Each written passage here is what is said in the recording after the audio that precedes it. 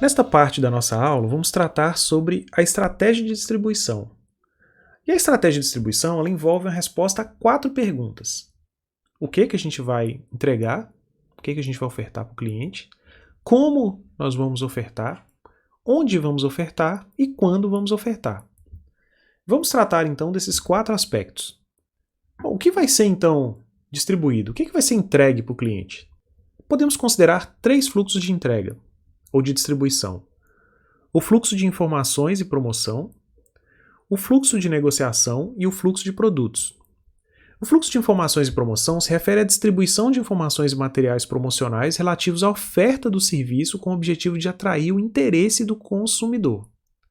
O fluxo de negociação se refere à tentativa de acordo sobre as características e a configuração do serviço e também os termos da oferta, para que o contrato de compra possa ser fechado.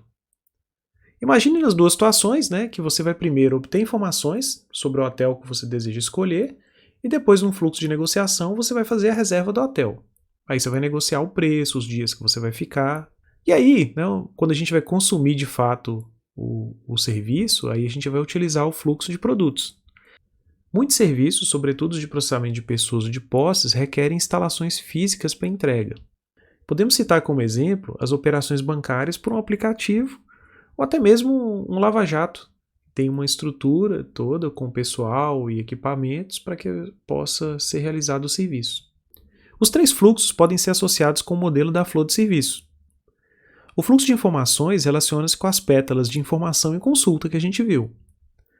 O fluxo de negociações com as pétalas de recebimento de pedidos de cobrança e de pagamento. E o fluxo de produtos a gente poderia associar com as pétalas que sobraram, e o serviço principal, o miolo mesmo. Certo, mas como a gente vai oferecer o serviço? Como a gente vai distribuir? Bom, vamos precisar responder algumas perguntas para isso. A natureza do serviço que estamos analisando requer dos clientes contato físico direto com seu pessoal, equipamento, instalações?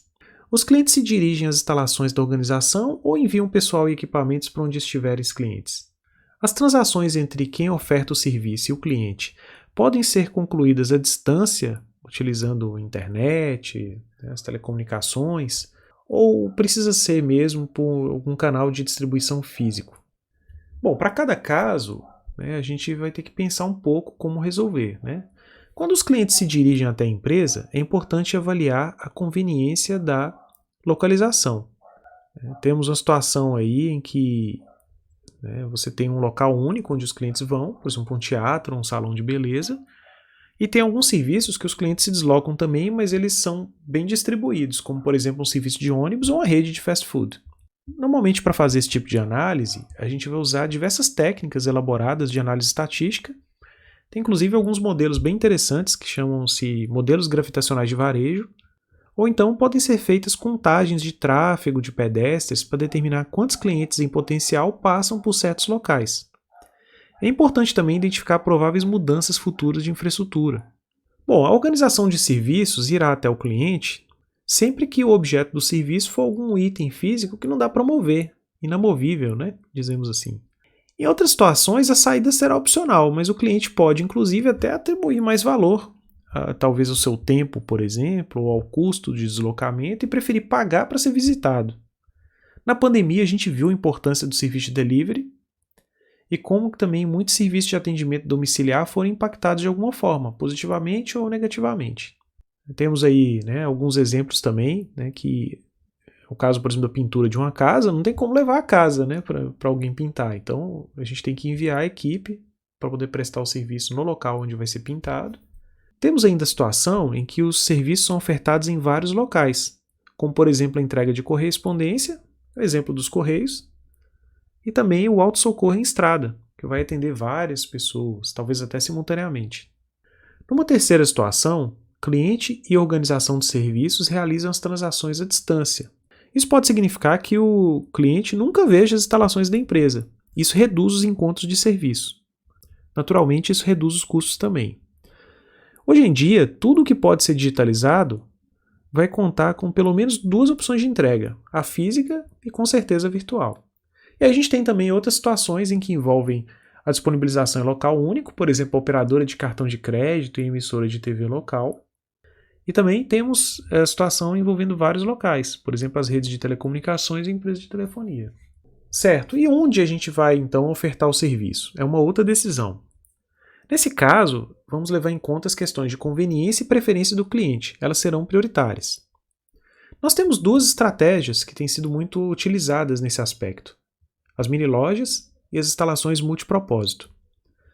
As mini-lojas, elas são aquelas fábricas de serviço em escala muito pequena para a gente poder ampliar nossa cobertura. Geralmente elas vão usar automação. Um exemplo ótimo são aqueles caixas rápidos que a gente acessa nos shoppings ou nas lojas, e também aqueles quiosques que geralmente são colocados em áreas de circulação, normalmente também em shopping centers, mas também a gente vai encontrar em aeroportos que ofertam, né, numa loja com espaço bem menor, o serviço para os clientes. Uma outra possibilidade também, nessa situação de mini lojas, é a gente comprar um espaço em outras lojas de serviço, né? A gente tem, por exemplo, caixas bancários em supermercados, ou podemos até ter também algum quiosque funcionando dentro de um supermercado.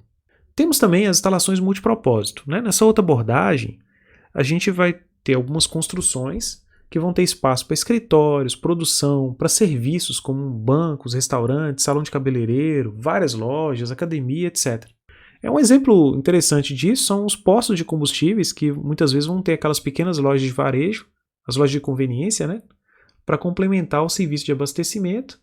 E muitas paradas na estrada a gente vai observar também que, além do sanitário, você tem caixa eletrônica, acesso à internet, restaurante, às vezes até um hotel de baixo preço para as pessoas fazerem um pernoite ali. Por último, temos a questão do quando. De forma geral, a tendência é que nós tenhamos horários cada vez mais ampliados, que as empresas trabalhem 24 horas por dia, 7 dias por semana. E os motivos têm sido vários, né? Podemos apontar a pressão econômica dos próprios consumidores, que estão mudando seus hábitos e esperam conseguir atendimentos em diferentes horários. Mudanças na legislação, sobretudo a trabalhista, que tem permitido também que se trabalhe no sábado, no domingo, em outros horários mais flexíveis. Os incentivos econômicos também para melhorar o uso dos ativos. Imagine um supermercado, por exemplo, que possa funcionar 24/7. Existem alguns custos envolvidos com o desligamento mesmo da estrutura. Por exemplo, desligar a refrigeração, desligar a iluminação, contratar seguranças, que você evita se funciona o tempo todo. Como a gente já falou, em função até das mudanças também na legislação e das mudanças nos hábitos das pessoas, a gente tem uma maior quantidade de mão de obra hoje disponível para trabalhar nesses horários diferenciados. Além disso, tem também beneficiado essa questão a instalação, né, de sistemas de autosserviço. O fato é que as questões de onde e quando, elas tornam-se menos relevantes com a internet, que tornou-se um importante canal de comunicação e distribuição. Como canal de distribuição, a internet facilita a entrega de serviços baseados em informações a todas as pétalas de informação da flor de serviço para serviços de processamento de pessoas e de posses. Além disso, permite ao setor de marketing coletar métricas sobre o comportamento de compra dos clientes, especialmente as mídias sociais, que conseguem trazer vários dados sobre o comportamento de compra deles. Cada vez mais, vemos novos sites, uma contínua evolução dos smartphones e a adoção de tecnologias relacionadas à inteligência artificial, como reconhecimento de voz, sendo adotadas para melhorar a experiência dos clientes em meio digital. Terminamos aqui então nossa fala sobre a questão da distribuição. No próximo vídeo, a terceira parte dessa aula, nós trataremos sobre o preço. Até lá!